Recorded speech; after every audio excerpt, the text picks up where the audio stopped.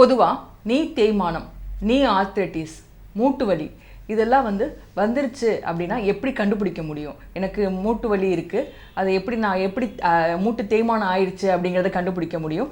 நம்ம சஷ்டி கிளினிக்கில் அந்த மூட்டு தேய்மானத்துக்கு எப்படி கண்டுபிடிக்கிறோம், எப்படி ட்ரீட்மெண்ட் கொடுக்குறோம், என்ன டெக்னிக் ஸ்பெஷலாக யூஸ் பண்ணுறோம் அப்படிங்கிறத இப்போ பார்க்க போகிறோம். வணக்கம், நான் உங்கள் Shakuntala Raghunath, senior female physiotherapist in Shashti physio clinic and institute. இன்றைக்கி பார்க்க போகிற நீ தேய்மானம் பொதுவாக ஆண்கள் பெண்கள் இருபாலாருக்கும் வரக்கூடிய ஒரு காமனான ப்ராப்ளம். இது 50 வயசுக்கு அப்புறம் இப்போ உள்ள காலகட்டத்தில் எல்லாருக்குமே காமனாக வருது. இது எதனால் வருது அப்படின்னா நமக்கு ஓவர் வெயிட்னு சொல்லுவோம். ஸோ எனக்கு நீ தேய்மானம் ஆயிடுச்சு அப்படிங்கிறத எப்படி கண்டுபிடிக்க முடியும் அப்படின்னா, அவங்களுக்கு சடனாக சொல்லுவாங்க, எனக்கு நல்லா தான் இருந்தது, திடீர்னு ஸ்டெப்ஸ் ஏற முடியலை, லைட்டாக ஸ்டார்ட் ஆகுது, நான் ஒரு 2-3 நாளுக்கு அப்புறம் 2 காலுமே கால் ஊனி நடக்க முடியலை, ரொம்ப பெயின் அதிகமாகுது அப்படின்னு சொல்லுவாங்க. இது நம்மளோட அறியாமை தான். என்னென்னா இது ஒரே நாளில் வரக்கூடிய ப்ராப்ளம் கிடையாது. இது சாதாரணமாகவே நமக்கு ஒரு ஏஜுக்கு அப்புறம் லைட்டாக கிராஜுவலாக ஸ்டார்ட் ஆகும். ஃபஸ்ட்டு தையில் பெயின் இருக்கும், முட்டி சதையில் தொடையில் பெயின் தெரியும். நம்ம அதை கேர் பண்ணாமல் விட்டுருவோம். நம்ம சஷ்டி கிளினிக்கில் என்ன பண்ணுறோம் அப்படின்னா, ஃபஸ்ட்டு வரும்போதே ஸ்டார்டிங்கில் வந்துட்டோம் அப்படின்னா உங்களுக்கு ஃபுல்லாக ஒரு அசஸ்மெண்ட் மாதிரி எடுத்து பார்த்துருவோம். என்னென்ன ப்ராப்ளம் இருக்குது, இப்போ ஸ்டார்டிங்கில் இருக்கா இல்லை சதையில் தான் ப்ராப்ளம் இருக்கா அப்படின்னு ஒரு ஜென்ரலாக ஒரு செக்கப் மாதிரி பண்ணி பார்த்துட்டு எந்த ஸ்டேஜில் இருக்குது, ஏன்னா வராங்க எல்லாருக்குமே முட்டு தேய்மானம் இருக்கணுங்கிறது அவசியம் கிடையாது. ஸ்டார்டிங் ஸ்டேஜாக கூட இருக்கலாம், சதையில் கூட சின்ன ப்ராப்ளம் இருக்கலாம். ஸோ அதை நம்ம பேசிக் டெஸ்டஸ் இருக்குது, நம்ம சின்ன அசஸ்மெண்ட் பண்ணுவோம். ஸோ அதை குரூப் ஆஃப் அசஸ்மெண்ட் பண்ணி உங்களுக்கு மூட்டு தேய்மானம் கன்ஃபர்மேஷன் பண்ணதுக்கப்புறம் தான் நம்ம மூட்டு வலிக்கான ட்ரீட்மெண்ட் ஸ்டார்ட் பண்ணுவோம். ஸோ மூட்டு வலிக்கான ட்ரீட்மெண்ட்னு என்னென்னு சஷ்டி கிளினிக்கில் ஸ்பெஷலாக என்ன பண்ணுறோன்னா, சில மூட்டு தேய்மானம் ஆனவங்களுக்கு கரெக்ஷன் பண்ணுற டெக்னிக் மேனிப்புலேஷன் சொல்லுவோம், அந்த மேனிப்புலேஷன் ஸ்பெஷலாக பண்ணுறோம். வேறு சில இம்பார்ட்டன்ட் டெக்னிக்ஸும் பண்ணுறோம், டேப்பிங் யூஸ் பண்ணுறோம், மற்ற டெக்னிக்ஸ்லாம் யூஸ் பண்ணுறோம். ஸோ மேனிப்புலேஷன் டெக்னிக் ஃபார் நீக்கு மெயினாக யூஸ் பண்ணுறோம். இந்த டெக்னிக் இப்போ என்னென்னு பார்க்கலாம்.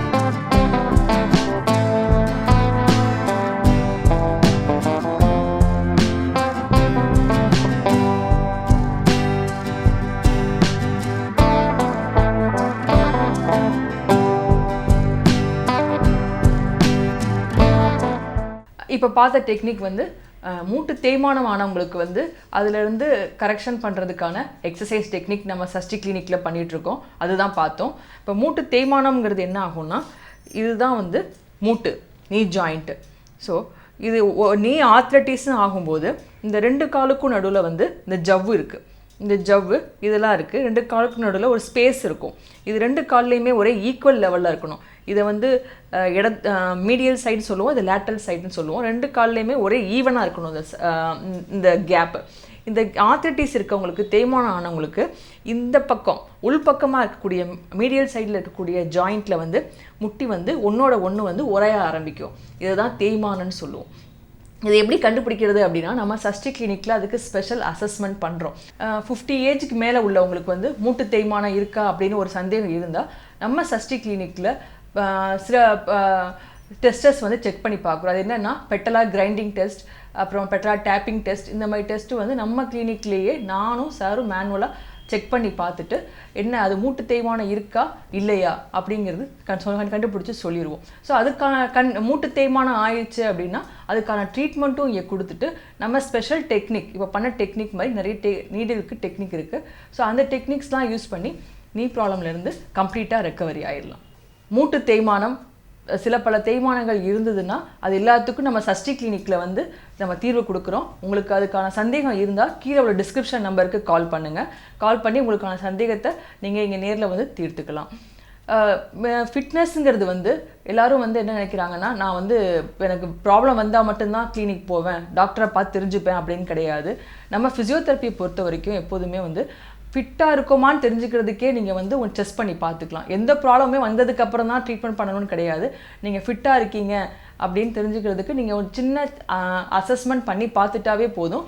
நம்மளோட எந்த லெவலில் இருக்கோம், இதை அப்படியே மெயின்டைன் பண்ணலாமா அப்படிங்கிறத வந்து நம்ம தெரிஞ்சு நாலேஜ் கெயின் பண்ணிக்கலாம்.